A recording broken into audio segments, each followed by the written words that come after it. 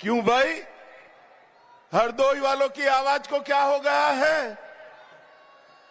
मदारी पासी की भूमि के हरदोई की आवाज ऐसी होगी क्या?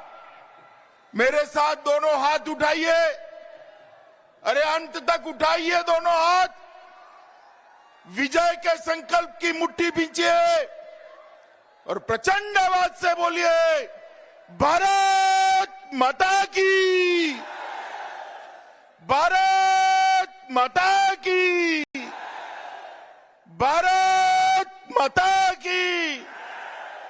मंच पर उपस्थित उत्तर प्रदेश के उप मुख्यमंत्री श्री दिनेश शर्मा जी, हमारे नेता यहां पर उपस्थित भाई जतिन प्रसाद जी, यहां उपस्थित नीरज शेखर जी, अशोक वाजपेयी जी, जिनके आग्रह से मैं आज यहां पर आया हूं, ऐसे भारतीय जनता पार्टी के नेता नरेश अग्रवाल जी, जयप्रकाश रावत जी, अशोक रावत जी, माधवेंद्र प्रताप सिंह जी, रजनी तिवारी जी, नितिन अग्रवाल जी, श्याम प्रकाश जी, प्रभास कुमार जी, आशु जी, रामपाल वर्मा जी, राजकुमार अग्रवाल जी, अंजू बाला जी, और आज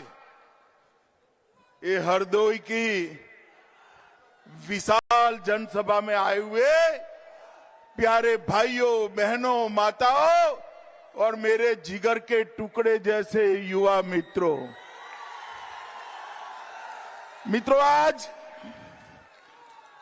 मैं हरदोई की भूमि पर आया हूं।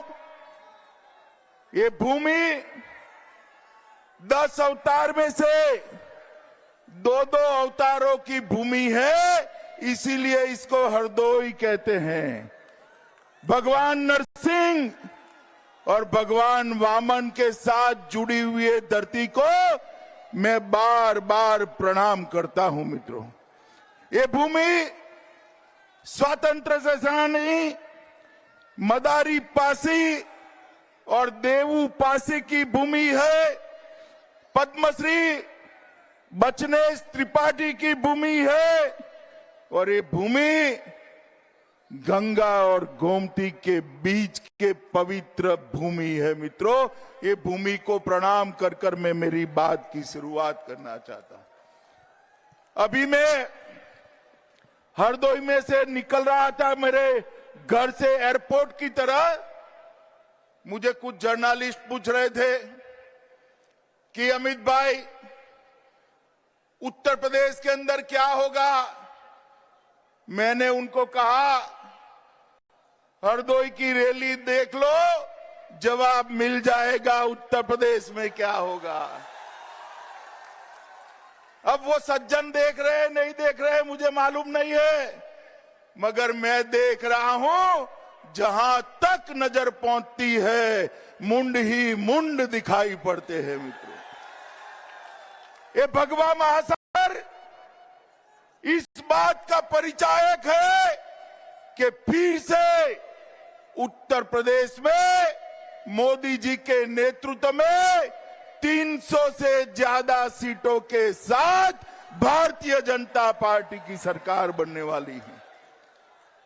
मुझे बताओ हरदोई वालों, कोई फुलटॉस गेंद डालेगा तो अच्छा बल्लेबाज चौका लगाएगा या नहीं लगाएगा?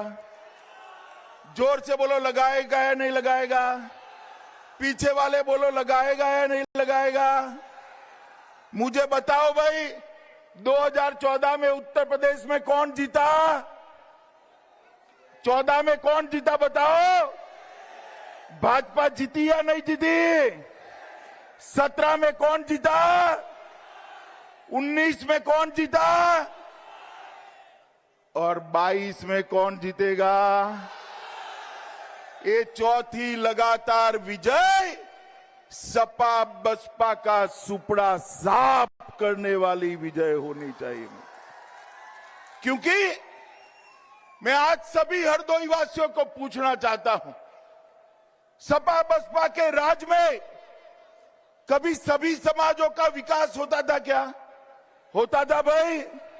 अरे ऐसे नहीं, जोर से बोलो, होता था? होता था। सपा आती थी तो एक जाति का विकास करती थी, बसपा आती थी तो दूसरी जाति का विकास करती थी। मोदी जी आए, योगी जी आए, सबका साथ सबका विकास की दिशा है। मित्रों, आज मैं यहां पर यूपी के लोगों को कहने आया हूं कि उत्तर प्रदेश के अंदर एक जमाना था जब माफियाओं का राज होता था। लोग अपने घर से निकलने में डरते थे। माताएं बहनें सूर्य नारायण के अस्त होने के पहले घर पर पहुंच जाती थी। आज 5 साल से भारतीय जनता पार्टी की सरकार योगी जी के नेतृत्व में चल रही है। 7 साल से भारतीय जनता पार्टी की सरकार केंद्र में मोदी जी के नेतृत्व में चल रही है। पूरे उत्तर प्रदेश से माफियाओं का सफाया हो गया है। जो बाहुबली पश्चिमी उत्तर प्रदेश में लोगों को पलायन करते थे, भाजपा सरकार ने वो बाहुबलियों को पलायन करा दिया है। उत्तर प्रदेश छोड़कर वो बाहुबली बाहर दिखाई पड़ते हैं। मित्रों, मैं आज यहां आया हूं तब आपको बताने आया हूं कि भारतीय जनता पार्टी ने जो कहा है वो किया है। जरा जोर से बोलिएगा, जो कहा है, जो कहा है। मित्रों, हम सालों से अयोध्या के अंदर प्रभु श्री राम का मंदिर बने, इसके लिए संघर्ष कर रहे थे। कर रहे थे या नहीं कर रहे थे? कर रहे थे या नहीं कर रहे थे? हमने कार सेवा करी, यात्राएं निकाली। अडवाणी जी राम रथ यात्रा निकले। कार सेवकों पर गोली किसने चलाई? जोर से बोलो, किसने चलाई? कार सेवकों पर डंडा किसने चलाया? डंडा चलाया, गोली चलाई। और हमें सवाल पूछते थे, यही अखिलेश जी सवाल पूछते थे 2017, 2014 में कि मंदिर वहीं बताएंगे, तिथि नहीं बताएंगे। हमें ताना लगाते थे या नहीं लगाते थे भाई बताओ? 2019 में उत्तर प्रदेश की जनता ने मोदी जी को पूर्ण बहुमत दिया और आज देखिए मोदी जी ने 5 अगस्त को राम जन्मभूमि पर मंदिर का शिलान्यास करने का काम समाप्त कर दिया। ये सपा बसपा कांग्रेस बहुत सारा प्रयास किया रोकने का। आज मैं उनको कहने आया हूं, जितनी भी है ताकत लगा दो, रोक सकते हो तो रोक लो। कुछ ही महीनों में आसमान को छूने वाला रामलल्ला का भव्य मंदिर वहां पर बनने वाला है। मित्रों,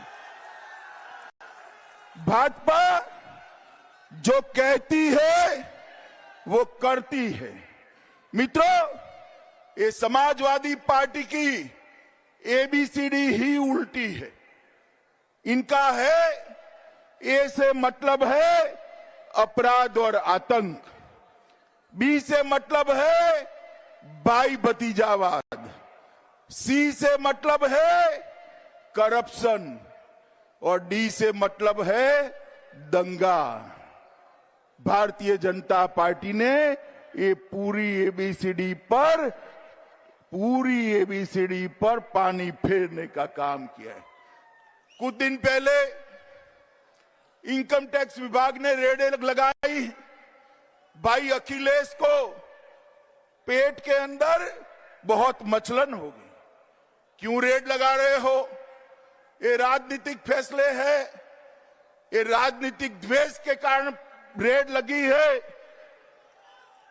और आज उनको जवाब देते नहीं बनता है। ये समाजवादी अत्तर बनाने वाले के वहां से 250 करोड़ रुपया कैश मिली है। 250 करोड़ रुपया। भाई किसी ने 250 करोड़ रुपया एक साथ जीवन में देखा है क्या? देखा है? देखा है? मुझे बताओ 250 करोड़ किसका है?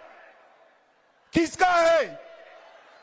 ये यूपी की गरीब जनता का लूटा हुआ 250 करोड़ ये अत्तर वाले के घर से निकला है मित्रों, अत्तर वाले के घर से। अखिलेश जी, आप हमें डराने का प्रयास न करो। मोदी जी ने सत्ता पर आने के पहले कहा था कि भारतीय जनता पार्टी इस देश के अंदर से भ्रष्टाचार को नाबूद करेगी, काला धन को समाप्त कर देगी, समाप्त कर देगी। और मित्रों, आज जब रेडें हो रही हैं तो उनको पेट में मचलन आ रही है। मगर मैं कहने आया हूं मित्रों, मोदी जी की सरकार गरीब के विकास के लिए कटिबद्ध है। इसमें भ्रष्टाचारियों की कोई जगह नहीं। मित्रों, अभी अभी आपने देखा होगा, कश्मीर की बात आती है तो उनको बड़ा बुखार आ जाता है। मित्रों, कितने सालों से 1950 से भारतीय जनसंघ और भारतीय जनता पार्टी एक विचार लेकर निकले थे कि कश्मीर हमारा है। हमारे प्रथम अध्यक्ष श्यामा प्रसाद मुखर्जी ने कश्मीर के लिए बलिदान दिया और हम नारा लगाते थे, जहां हुए बलिदान मुखर्जी वो कश्मीर। जरा जोर से बोलिए, जहां हुए बलिदान मुखर्जी। मित्रों, 370 हटाने का जब मामला आया, ये सपा, बसपा, कांग्रेस सारे लामबंद हो गए। 370 नहीं हटानी चाहिए। मैं आज भी पूछता हूं, क्यों नहीं हटानी चाहिए? आप बताओ हरदोई वालों, कश्मीर भारत का अभिन्न अंग है या नहीं है? जोर से बोलो, है या नहीं है? कश्मीर से 370 हटनी चाहिए या नहीं हटनी चाहिए? ये लोग अरुण रुदन करते रहे और मोदी जी ने देखते देखते 5 अगस्त 2019 को धारा 370 को समाप्त कर दिया मित्रों। और आज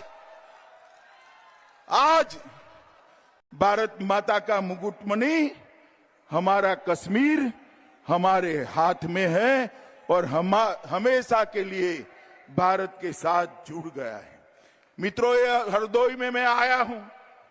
अभी जब चुनाव आता है, विशेषकर कांग्रेस, सपा, बसपा, सबको बाबा साहब आंबेडकर याद आ जाते हैं।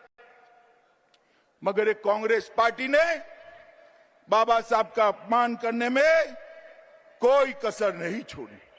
उनका सम्मान करने का काम अगर किसी ने किया है तो केवल और केवल भारतीय जनता पार्टी ने किया। 14 अप्रैल को राष्ट्रीय समरसता दिन भारतीय जनता पार्टी ने घोषित किया। 26 नवंबर को संविधान दिन भारतीय जनता पार्टी ने दी। मऊ में उनके शिक्षा स्थान पर स्मारक भाजपा ने बनाया। लंदन में स्मारक मोदी जी ने बनाया। नागपुर में दीक्षा भूमि भारतीय जनता पार्टी में बनाई। दिल्ली में महापरिनिर्वाण स्थल मोदी जी ने बनाया और मुंबई में चैत्य भूमि भी मोदी जी ने बनाई। ये लोग बाबा साहब का विरोध करने वाले लोग जब चुनाव आता है दलित कल्याण की माला जपते हैं।